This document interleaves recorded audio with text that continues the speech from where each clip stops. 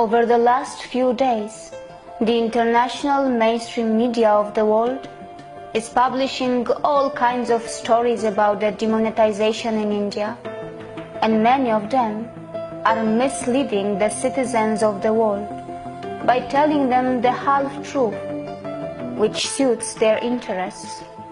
However, every citizen of the world deserves to know the reality. Not so long ago, the government of India ran a massive campaign in which they encouraged all the citizens of this country to open a bank account, and that could be done even with a zero balance.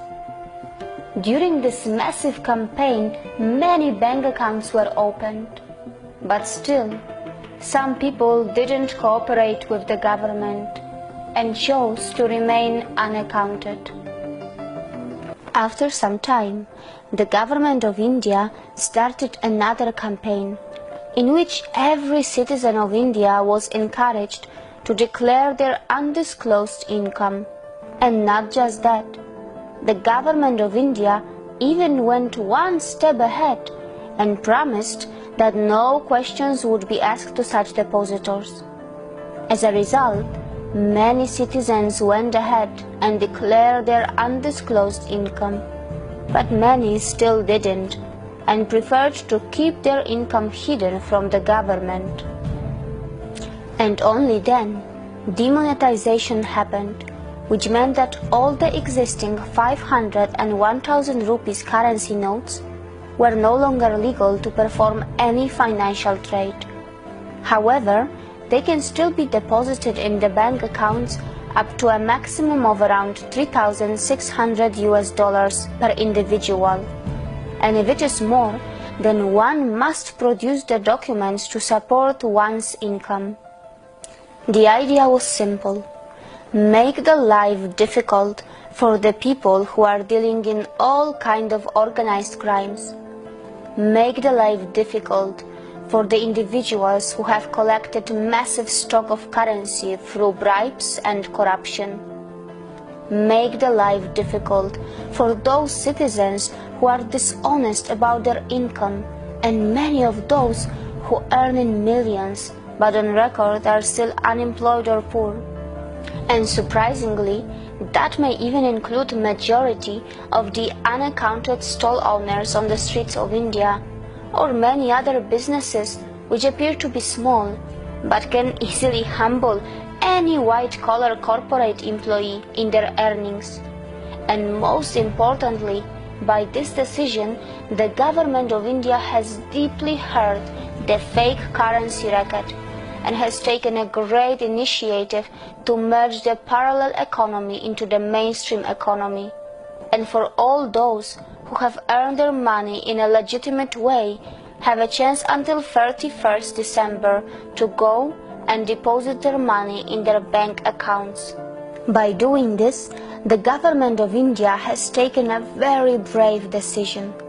However, it may not be a very popular decision among the poor or uneducated section of the society, who are too unaware to understand the deep economics behind this move. They may not know that in the long run, it is good for them, as they may feel the heat in the short term. Many from the international media were only highlighting that the daily wage worker is not being able to get work for a few days, as there is shortage of cash in the market. However, the same international media forgot to highlight that the fact that the government of India was encouraging every Indian to open a bank account even with a zero balance for a long time. Even after this demonetization, the government is further going to encourage each and everyone who earning daily or weekly wages to open bank accounts and receive their salaries in accounts and not in cash. To give you an example, let me tell you how the small wage workers can benefit by this move. To start with, their salaries will be on time, and they will be able to complain to the concerned authorities in case of non-payment by their employer. And not just that, the worker would also get the benefits of the industrial acts and will be able to have PF, Provident Fund. They will also be able to have free medical treatments from ESI, Employees State Insurance Corporation hospitals, and medical colleges. And the biggest turnaround is likely to be seen in the freshly updated poverty and unemployment statistics from India, as due to this decision, many so-called poors are going to jump out of the poverty line in a moment. Not because they would start to earn more overnight, but just because what they earn will now be more visible to the government, and more importantly, to the international organizations who have some horribly wrong statistics of India's unemployment and poverty rate. On the other hand, some of the journalists from the international media are counting the death toll due to demonetization, which according to them has reached 25 so far, which is absolutely sad, but at the same time they forgot to tell the citizens of the world that due to demonetization, all kind of big and small organized crimes in India have almost stopped, and the deaths due to violence of all kinds have also been stopped too, which has saved lives of many more than 25 people. By demonetization, the actual production and consumption of India is not going to change overnight. It is just going to be more visible to the world and to the government of India, as the country is going to witness a dramatic merge of its parallel black economy into its white economy, which will mean more tax for the government, which would bring bigger budgets for infrastructure developments, human development, welfare schemes for poor, and more job creation. One must remember that bigger revenues mean bigger budgets, and bigger budgets mean bigger growth and bigger possibilities.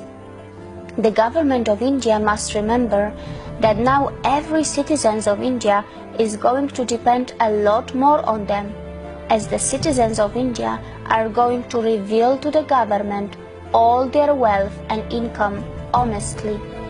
And now it will be even a bigger responsibility for the governments to ensure that there is not scam, high-level corruption, and the proper utilization of funds. The government of India will have to have a fine balance and not over-depend on the outside financial world.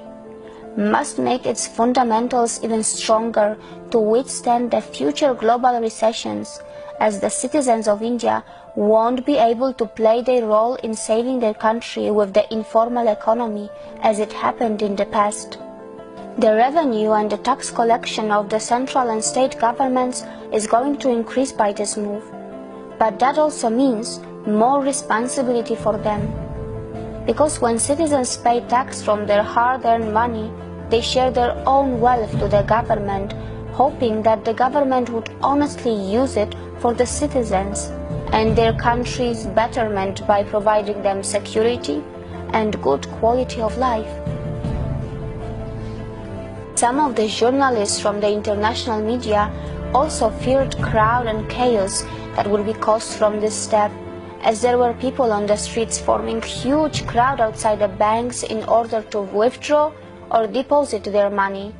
But the same international journalists forgot to remind themselves that India is a country of mega events and mega human gatherings, because the Indians are the undisputed masters in the crowd management.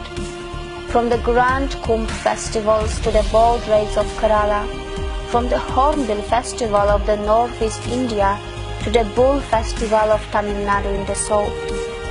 India is the pioneer in the management of the masses since the ancient times. The mega crowd forming outside the banks and ATM machines, where the people are lining up for days to withdraw the new currency, are the great examples of the bond and cooperation between the government and its people. It shows how serious every Indian is to kill the black money, how serious a common person is to rebuild their country, how serious everyone is to involved in the nation's building. There may be some hiccups here and there, but India has proven yet again that it has the will to withstand the obstacles. If Indians can stand for hours outside a temple in a queue, the highly flexible and patient citizens of India can surely stand in queues outside the banks too. But this time for another temple, and that is the Parliament of India, which they call the Temple of India's Democracy. India has shown to the world that it will find mega solutions for its mega problems. It is ready to take mega decisions to bring mega reforms. India has shown to the world that it will pass the test of time to ensure that it is slowly but surely rebuilding and repairing itself to reclaim the glory of its ancient times. However, the real victory is not the cash that is being deposited in the banks. The real victory is not that all illegal activities and crime will be lessened. The real victory is not that the corrupt money turned into paper overnight. The real victory is not that the financial statistics of India are likely to be more transparent from now on. The real victory of the government of India is that from now on, everyone will be afraid to store big cash in their house. Everyone will think twice before asking, giving, or storing bribe or black money.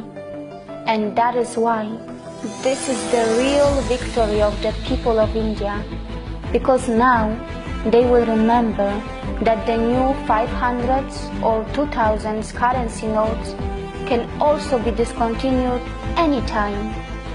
And this will inspire people to do the transactions in white money and encourage them to open bank accounts, making India a cashless economy, making the life of criminals more difficult, and reminding the people of India the glorious word Satyamev Jayate from the ancient Hindu scriptures, which means truth alone triumphs.